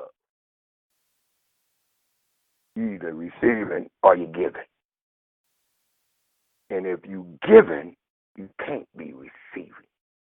So I can prove that without a shadow of a doubt to any of these Morays, any of these Kohanes, any of these preachers, that if you receive in tithes from the fatherless and widow, then you definitely are not giving the tithe to the fatherless and widow. For the Almighty allow us to understand, according to the sixth indictment, who was supposed to be the recipient of the holy tithe: the Levite, the fatherless, the widow, and the stranger. And I ask these congregations again, how then is it that these churches and congregations have the widow and fatherless paying tithes today? For if we read again, Deuteronomy, the 14th chapter, the 27th verse, and it's being redundant. There's not a whole lot of scriptures dealing with the instruction of time, because it's really simple. The Almighty gave us a land that flowed with milk and honey, and He just adds 4/10 of the increase that I bless you with at the end of the third year, dealing with the third year time. So it's really simple. He didn't need a lot of instructions dealing with that. It's just that our people misunderstood what was written and what was said, and they set up a time system in the land of their captivity and have taught it terribly, and have seen the prosperity that they was getting out of it and kept teaching it. Now we got 20 and 30 and 40 and 50 and 60 years of teaching time, robbing one another based on misunderstanding, and greed.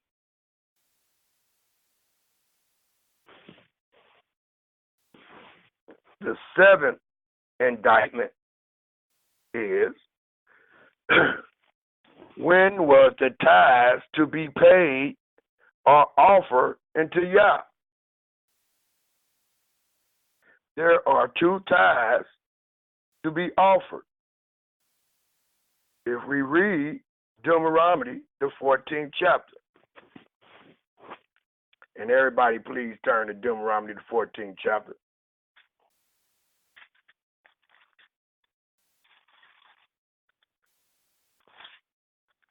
And we see in Deuteronomy, the 14th chapter, starting at the 22nd verse. Deuteronomy 14 and 22.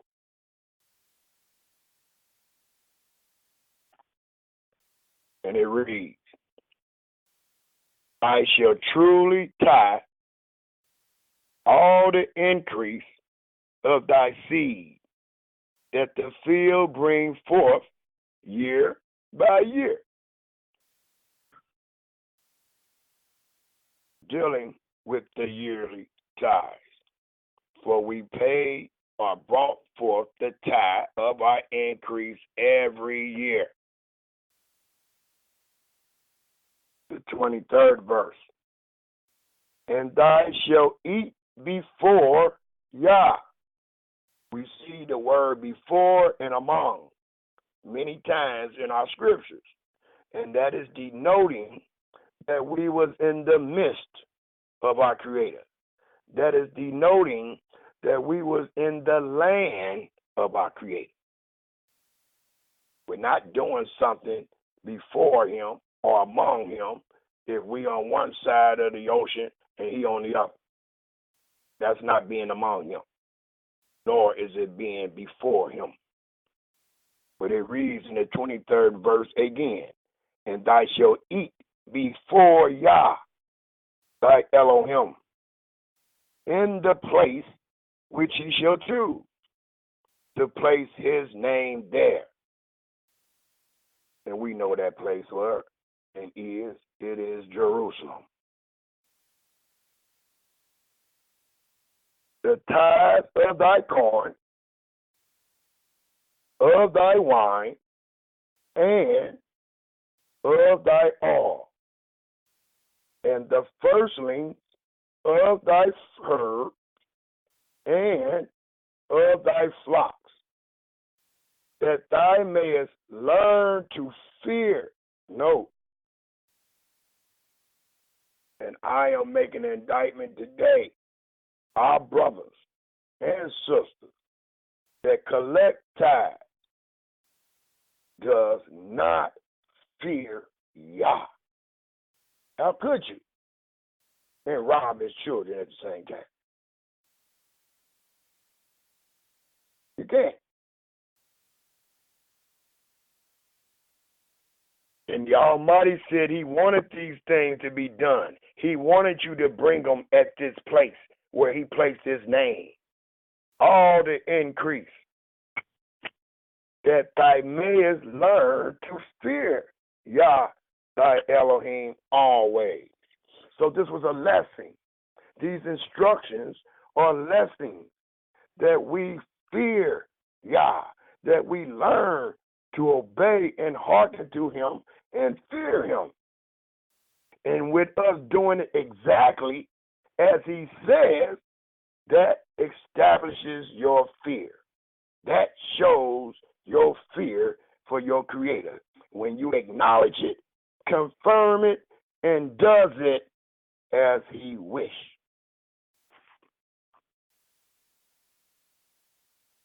So as we just read, this is dealing with the first year tithe. And I want to read a couple more verses because it's establishing where we brought the tithe every year except for the third year. For it reads in the 24th verse, and if the way be too long for thee, so that thou art not able to carry it.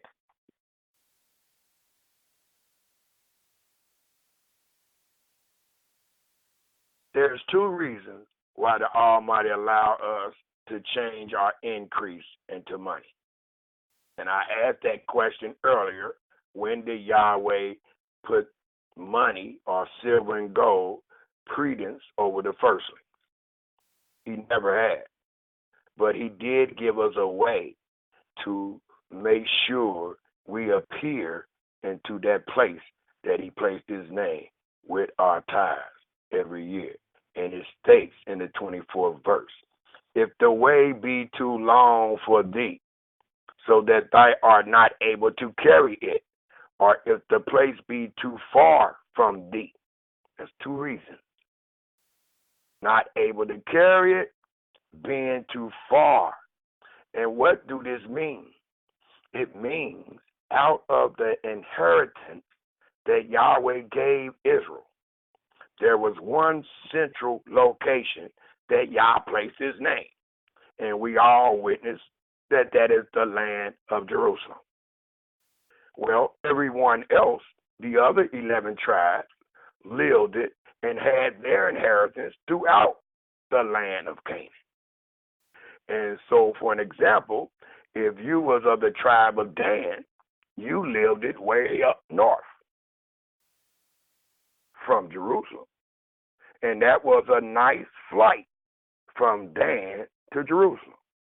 So instead of you carrying all those goods and those animals that the Almighty said that you can sell those goods for money. But the money will be much easier to carry to Jerusalem than 1,000 sheep and all that, I guess.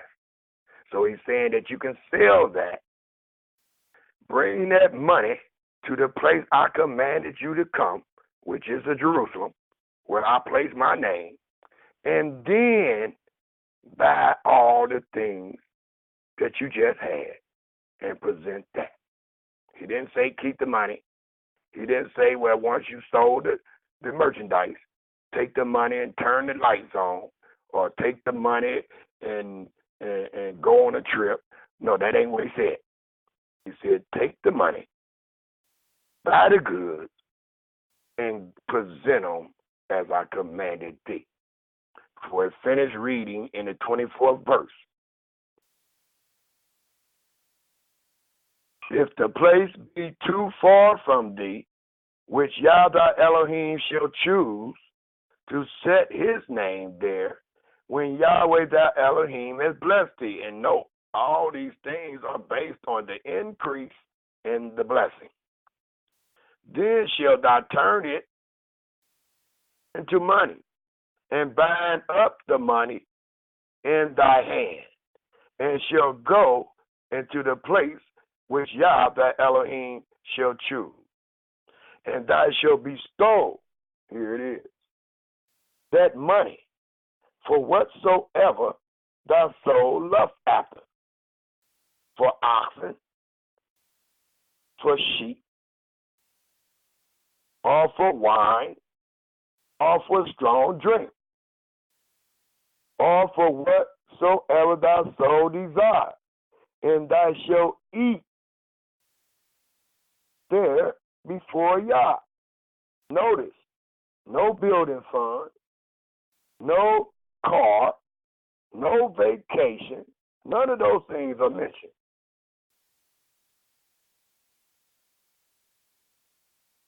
He never told us to use the money to make the place look better. He never told us to use the place, to use the tithes to make the man that's teaching look better. But he rather told us to take that money and buy those oxen and those sheep and that wine and those strong drinks, whatsoever thy soul desire, and feed them children. Don't forget you got children with you too. Feed them children. And those children should be satisfied. They shall rejoice. But that ain't what's happening today in these churches. Ain't nobody being fed but the man that's teaching and his buddies. They're the only ones being fed. They're the only ones have guidance over the money. They the one dish it out and collect it. So ain't nobody eating but them while we starving.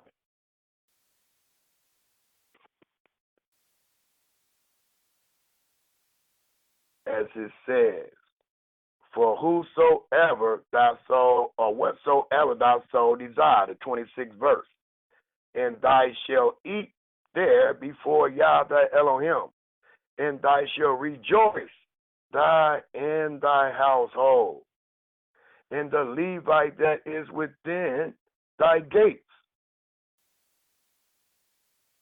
I shall not forsake him, for he have no part nor inheritance with thee. And we explain what that means.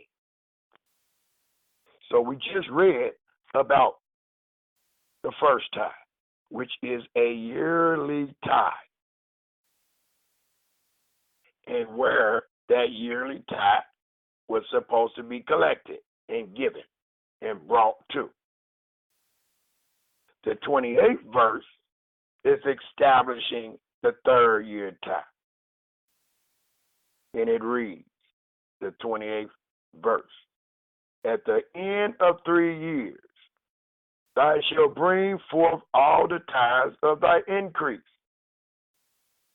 the same year, and shall lay it up within thy gate. So you laid it up.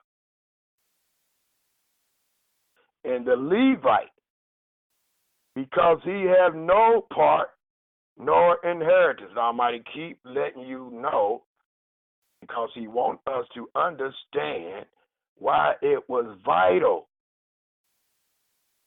to pay tithes. That way, we were still taking care of one of our brothers that did not receive an inheritance because Yahweh was his inheritance. He was selected to approach Yah to take care of the tabernacles and minister before Yah. So Yah was his inheritance.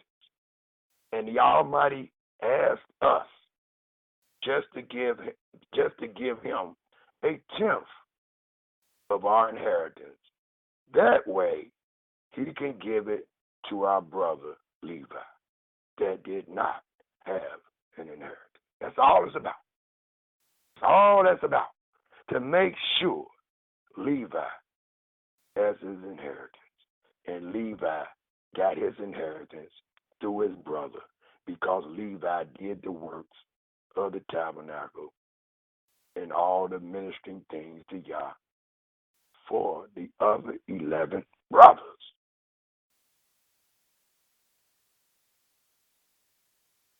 So the tithe is very vital for the Levite survival.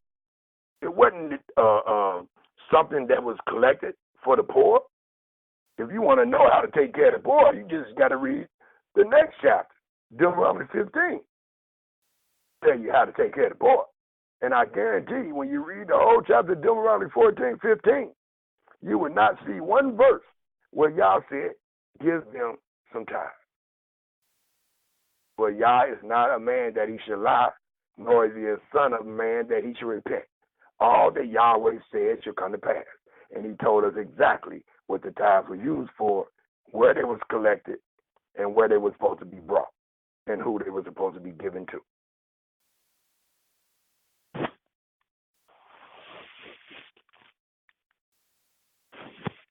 I would just like to put a couple more emphasis on these tithes and the land that the tithes came from, because I don't truly believe that we understand the holiness of the Creator, nor the holiness of the land that He's given us.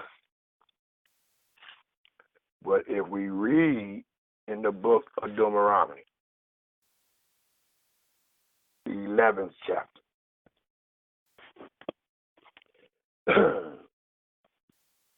it is establishing the land that Yah has given the children of Israel.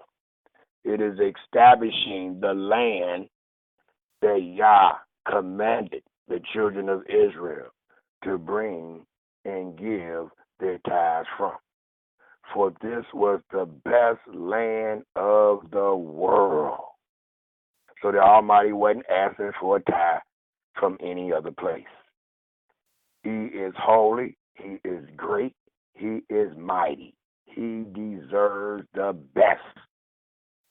Thus, he commanded us to give the best of the land and of our herd and flock, because we have just received the best.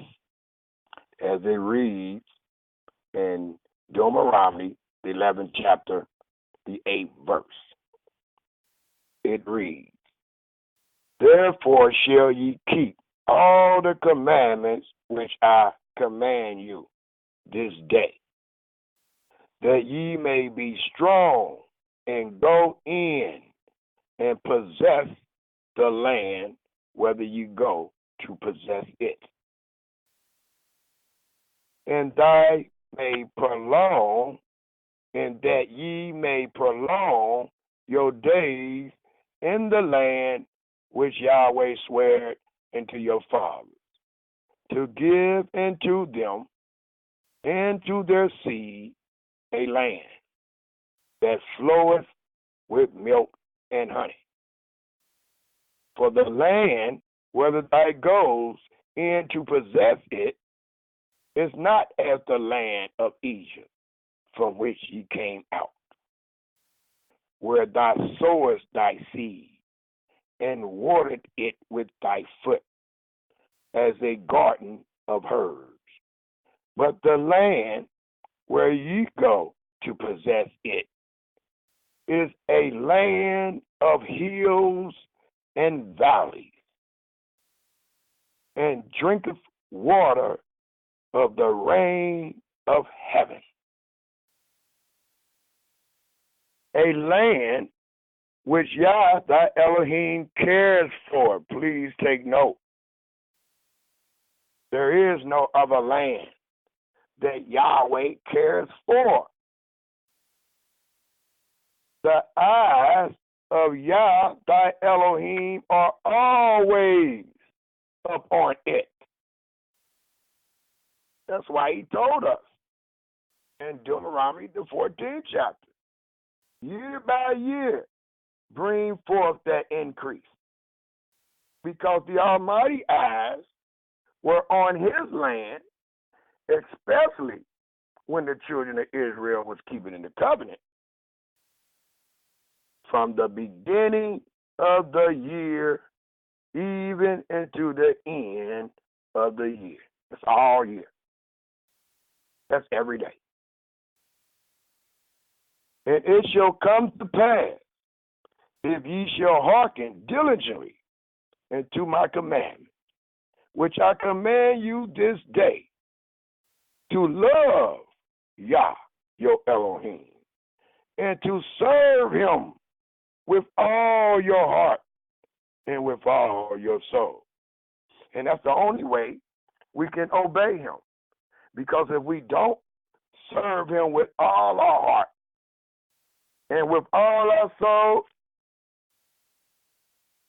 this is a guarantee that we are either going to turn to the left or the right. It's guaranteed. That I will give you the rain of your land in his due season, the first rain and the latter rain, that thou mayest gather in thy corn. Note what he's talking about. Note what was given according to the holy tithe. And thy wine and thy oil, and I will send grass in thy fields for thy cattle, that thou mayest eat and be filled. Take heed to yourself, that your heart be not deceived, like our heart is this day. And ye turn aside and serve other gods and worship them. And then Yah's wrath be kindled against you, and he shut up the heaven, that there be no rain, and that the land yield not her fruit, and lest ye perish quickly from off the good land which Yah giveth you. Therefore, ye shall lay up these words, as we are doing this day, in your heart and in your soul, and bind them for a sign upon your hand, that they may be as frontlets between thy eyes, and ye shall teach them your children, as we are this day, speaking of them when thou sittest in thy house, and when thou walkest by the way, when thou liest down, and when thou risest up. And thou shalt write them upon the doorposts of thy house, and upon thy gates. Notice where they was written: in our house, upon the posts of our houses, and upon our gates, that your days may be multiplied, and the days of your children in the land which Yah sware unto your fathers to give them, as the days of heaven upon earth.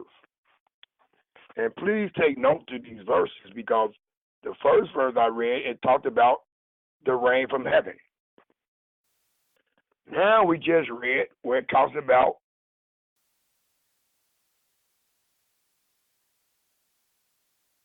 the land. And the land, what verse was I just read? And it's talk about the land. And it talk about our days upon the land. And it talk about our days being upon the land as the days of heaven upon earth. For if ye shall diligently keep all these commandments, which I command you to do them, to love Yah, your Elohim, to walk in all his ways, and to cleave into him, then will Yah drive out all these nations from before you, and ye shall possess greater nations and mightier than yourself. Every place whereon the sole of your feet shall tread shall be yours, from the wilderness to Lebanon, from the river Euphrates, and to the uttermost sea shall your coast be. No. So when we talk about in all our dwellings, there it is. That didn't mean your dwellings wasn't wherever you was at. The Almighty let us know that we dwelt all throughout the land of Canaan.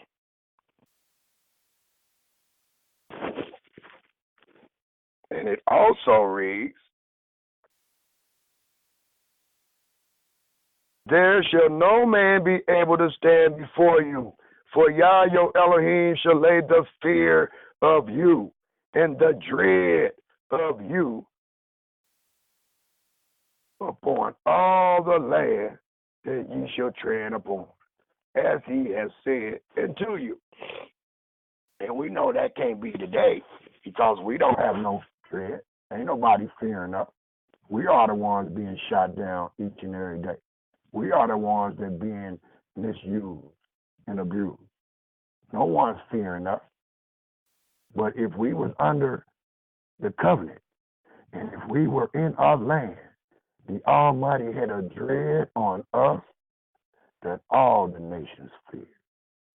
That dread was on us so great that when the Almighty commanded the sons of Israel to appear before him 3 times a year, and they had to leave, like I stated earlier, from Dan and all these other places to come to Jerusalem. They was leaving their houses unattended. And you would think any nation could just went in there and took what they wanted, but they could not. For Yah had a dread on us that was so fearing that they wouldn't attempt to enter the land during our pilgrimage to Jerusalem. There's no record of any nations entering our land when we was going on those pilgrimages, when we was under the law, doing all that he said. Now, when we wasn't doing what he said, I'm quite sure we could find where the Almighty allowed them to come in and tear down and take. But when we was under the law, we had a dread on us that the nations among us or around us feared us. Today, no nation fearing Israel.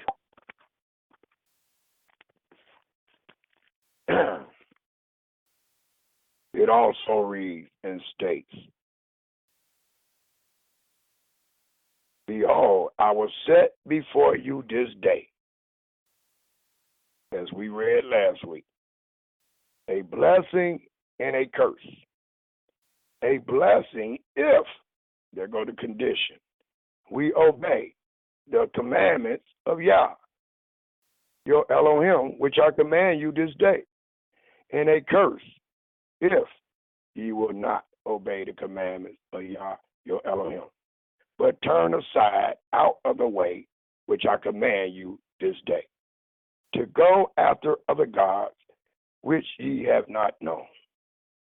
And it shall come to pass, when Yah thy Elohim has brought thee into the land whither thou goest to possess it, that thou shalt put the blessing upon Mount Gerizim and the curse upon Mount Ebal. So I just wanted to bring out the point that this was the land that Yahweh required all that he commanded Israel, all the increase of this great land, the land that he said would be like heaven. He never told our people that we was going to heaven. He said the earth will be inhabited forever. And he told us the land that I have given thee will be as heaven. He didn't say we were going to heaven.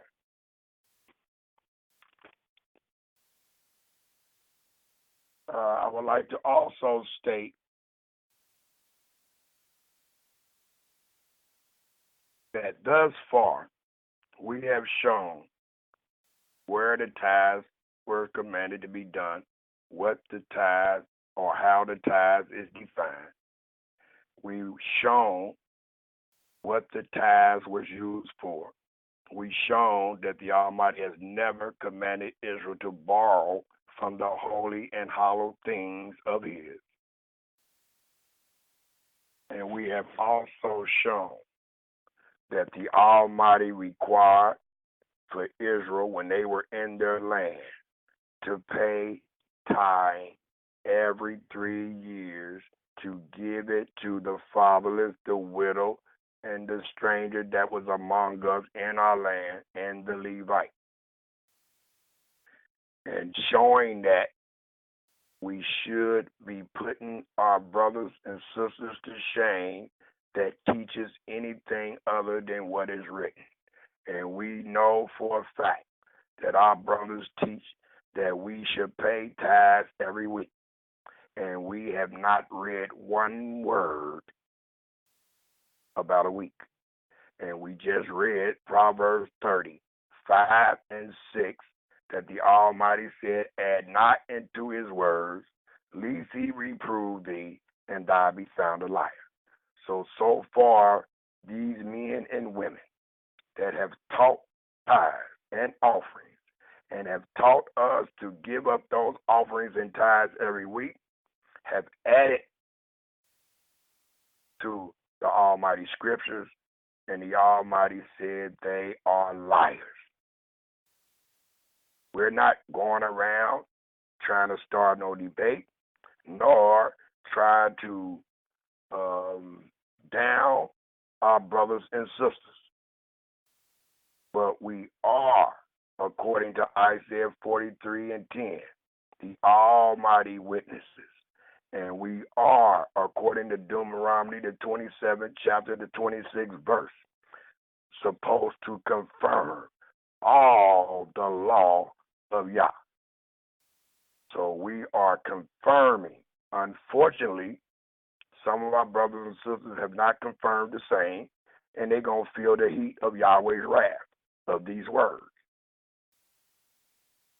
But everyone else, like we said, we're not trying to start a debate. We're just witnessing the truth. And the truth shall set us free. The truth shall get those men out of our pockets. The truth shall stop our grandmothers and them from leaving their homes and houses to these churches and congregations.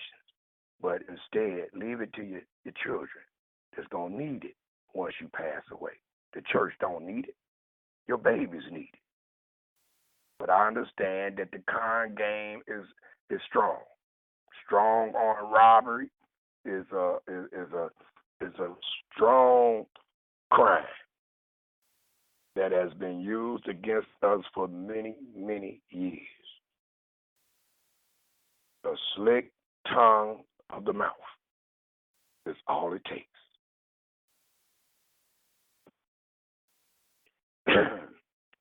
I would like to end this presentation by reading another chapter and verse dealing with the scenario that we bring forth, and is dealing with the Almighty people as a vineyard. And after I get done with this particular chapter, which would be Isaiah, the 5th chapter, if everyone would turn there, you can let Yamin, if it's possible, let Yamin off the mute, and he will end the presentation with Psalms 111. But before he does that, I would like to read Isaiah, the 5th chapter.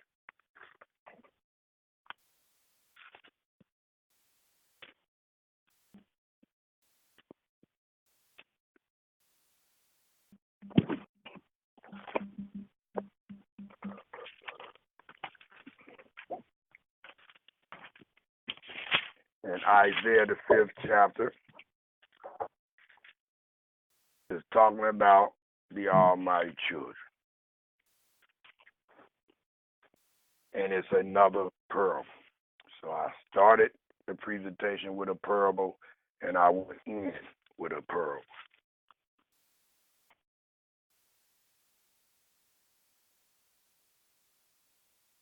Again, Isaiah, the 5th chapter, starting at the 1st verse. And it reads, "Now will I sing into my well-beloved."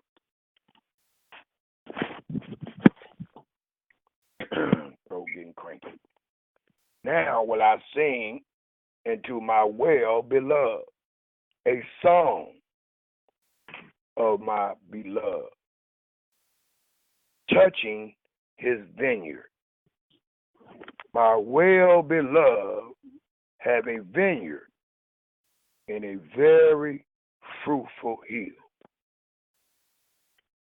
and he fenced it and gathered out the stones thereof, and planted it with the choicest vine, and built a tower in the midst of it, and also made a winepress therein. And he looked that it should bring forth grapes, and it brought forth wild grapes. And now, O inhabitant of Jerusalem and men of Yehuda, judge, I pray you, between me and my vineyard." And that's what we're doing today. We're making righteous judgments. We're trying to see have the children of Israel been righteous with the Almighty in dealing with his holy tithe by collecting something that is polluted and saying that you are giving it to the Holy One of Israel. Again, it says, "Judge, I pray you, between me and my vineyard. What could I have done more to my vineyard that I have not done in it?" Same thing he told David. "Wherefore, when I look at it, should bring forth grapes, brought it forth wild grapes." And let me read that again. It said, "What could I have done more to my vineyard that I have not done in it? Wherefore, when I looked that it should bring forth grapes, brought it forth wild grapes." And that's what we're doing right now. It's a wild thing that we're bringing about, dealing with these tithes. Not one word of Yah are they hearkening to. because of their word, they will refuse to collect them. And now go to, I tell you, what I will do to my vineyard. I will take away the hedge. As we teach today, there is no remedy. I will take away the hedge thereof, and it shall be eaten up, and break down the wall thereof, and it shall be trodden down, and I will lay it waste. It shall not be pruned, nor digged, but there shall come up briars and thorns. I will also command the cloud that they rain no rain upon it. And notice when we was reading Deuteronomy 11, it was talking about all the great things that the land would receive, is rain and due season and all that. And the Almighty required that tenth from the increase and from the blessing. But here, dealing with this parable of the vineyard and how the vineyard disobeyed the Creator, the one that was taking care of the vineyard, to where now the vineyard is being punished. For the vineyard, in the 7th verse, for the vineyard of Yah of hosts is the house of Israel, and the men of Yehudah his pleasant plant. And he looked for judgment, and that's what we're looking for today. That's all. We witnessing the truth. Everybody that's on this call and done heard what we read and done wrote down the scriptures get to go back and investigate this truth. And then they can bring forth their judgment. And we heard what David judged, even though he was talking about himself. He came out with a righteous judgment once he heard the matter. And that's what I call on each and every one of you to do this day. Read these scriptures. Take them notes down. Go back and check it. I'm not asking you to go back and ask your teachers for no more questions. That ain't what I said. You don't question something you understand. But the Almighty said in this 7th verse, he looked for judgment, but behold, oppression. And that's all I've been talking about all day. We have been oppressed by our own brother. Our brothers have laid false burdens upon us. But behold, oppression. Yah looked for righteousness,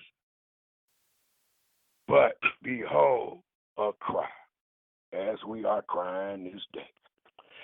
And I would just like to end by saying this before y'all men come on and praise Psalms 111. I would just like to say it ended in crying. And I've been hearing my sisters all this week talking about where the brothers at. Where are these brothers that's calling on Yah, that's saying shalom to the sisters, but when they need help, they can't find nobody. And I've been seeing a lot of people saying that we should help the fatherless and the widow. And I agree with both statements. But I am telling you this day, we're going to help our sisters, and we're going to help the fatherless and the widow by trying to get these tithes and offering money back.